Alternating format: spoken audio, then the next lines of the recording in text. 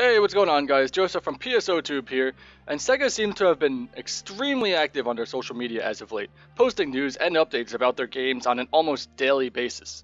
While there's still no news regarding PSO, I believe that soon we'll finally have our announcement. I feel it's just over the horizon, but how far is that horizon? I have reason to believe that it's closer than we may think.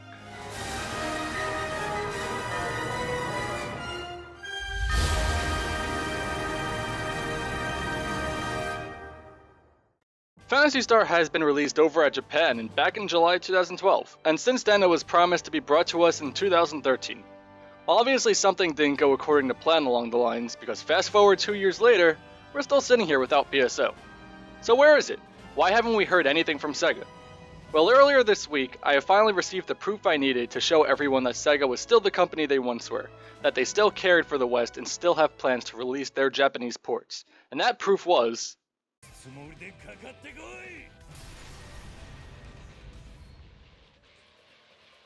So you think PSO2 fans have it pretty bad? Sega has been telling Yakuza fans that there were no plans for a Yakuza 5 port since 2013. But here's the thing, it wasn't only a port, it was a partnership.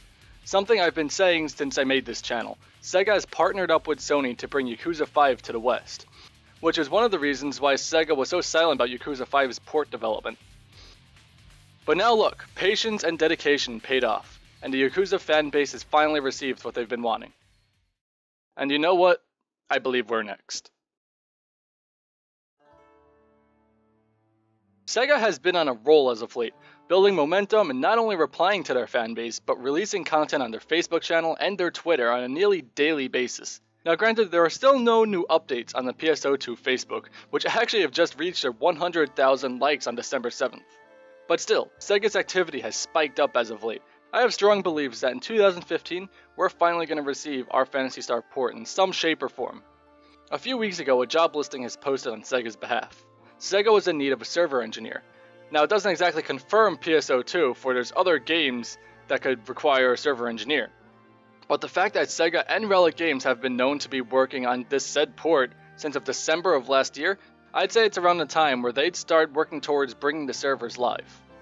As I said earlier, Sega has been extremely active as of recently, and if you visit their Facebook, you can see that Sega has actually been replying to the comments on their posts. While granted, they still are ignoring anything that has to do with Phantasy Star, it proves that they are reading your posts.